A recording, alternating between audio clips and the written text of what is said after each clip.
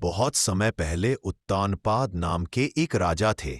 उनकी दो रानियां थीं, सुरुचि और सुनीति। सुनीति के बेटे ध्रुव को पिता से उतना प्यार नहीं मिलता था, क्योंकि सौतेली माँ सुरुचि हमेशा उसे दूर रखती थी। एक दिन ध्रुव अपने पिता की गोद में बैठना चाहता था, लेकिन सुरुचि ने उसे डांट कर भगा दिया। ध्रुव बहुत दुखी हुआ और रोते रोते अपनी माँ के पास पहुंचा। माँ ने उसे समझाया कि सच्चा सम्मान मेहनत और ईश्वर की कृपा से मिलता है। यह सुनकर ध्रुव ने निश्चय किया कि वह भगवान विष्णु को प्रसन्न करेगा। वह 5 साल का था, पर अकेले जंगल की ओर चल पड़ा।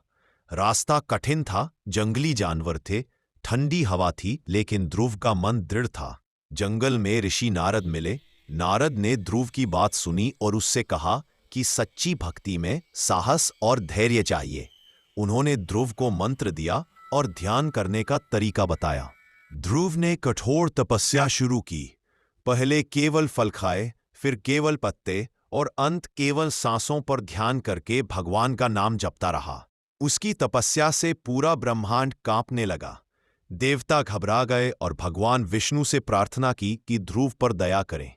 भगवान विष्णु स्वयं उसके सामने प्रकट हुए।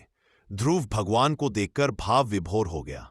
भगवान विष्णु ने पूछा, बोलो पुत्र, क्या वर चाहते हो? ध्रुव ने कहा, मुझे ऐसा स्थान दे जहां मेरा नाम हमेशा चमके और लोग मुझे याद रखें। भगवान विष्णु मुस्कुराए और बोले, तुम्हारी तपस्या अद्भुत है। तुम्हें आकाश का सबसे ऊंचा और स्थिर स्थान मिलेगा। उसी क्षण ध्रुव को आकाश में एक अचल तारे का स्थान मिला। आज भी वह ध्रुव तारा कहलाता है, जो कभी नहीं हिलता और हमेशा चमकता रहता है। ध्रुव तारे की यह कहानी हमें सिखाती है कि दृढ़ निश्चय, साहस और भक्ति से असंभव भी संभव हो जाता है।